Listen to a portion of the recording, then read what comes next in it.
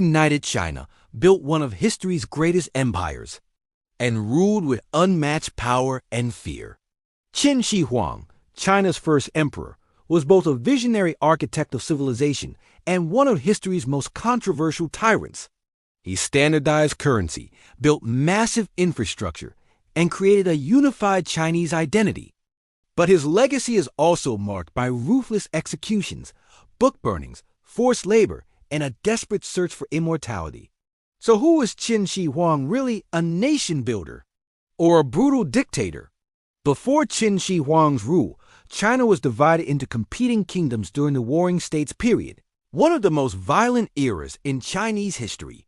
Constant warfare, shifting alliances, and political chaos dominated the region. Born as Yin Zheng in 259 BCE, he inherited the throne of the Qin state at just 13 years old.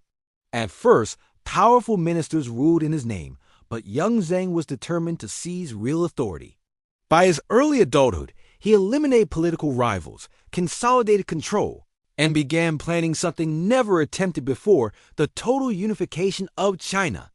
But Yin Zheng's rise to power wasn't just about conquest. His vision would reshape China's identity forever, and his methods would terrify both enemies and his own people.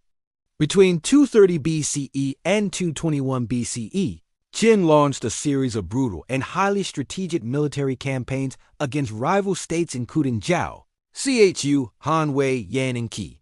The Qin army was revolutionary. They used advanced weaponry, strict military discipline, and efficient logistics. Their battlefield strategies overwhelmed opponents who had fought each other for centuries.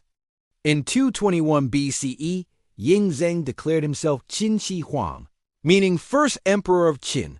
This moment marked the birth of imperial China, but conquering China was only the beginning.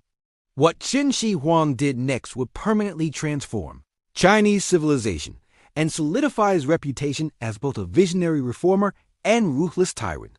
Qin Shi Huang introduced sweeping reforms that created a unified Chinese state. He standardized writing systems, currency, measurements, road networks, legal system. These reforms made trade easier, improved communication, and strengthened political control. He also centralized power, removing feudal aristocrats and replacing them with loyal government officials. These reforms laid the foundation for China's administrative structure that would influence governance for over 2,000 years. But Qin Shi Huang believed unity required absolute obedience, and this belief would lead to some of the most feared policies in ancient Chinese history. To defend against northern nomadic invasions, Qin Shi Huang ordered the construction of early defensive walls that later formed the foundation of the Great Wall of China. He also built massive road systems, canals, and irrigation projects connecting his empire. However, these achievements came at enormous human cost. Hundreds of thousands of forced laborers worked under brutal conditions.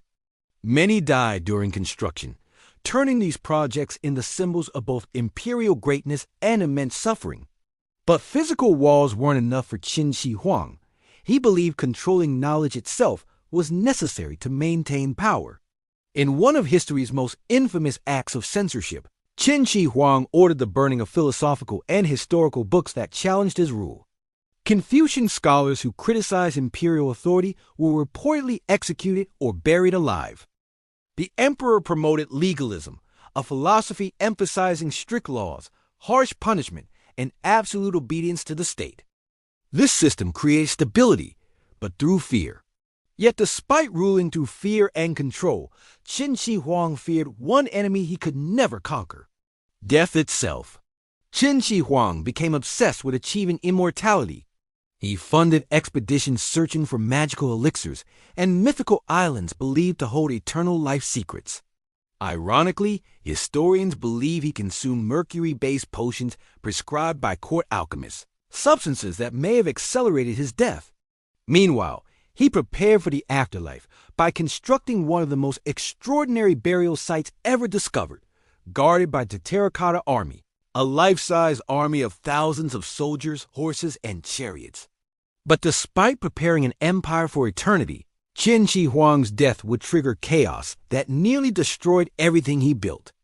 Qin Shi Huang died in 210 BCE during the journey across his empire. After his death, political conspiracies erupted inside the imperial court. His weak successor failed to maintain authority.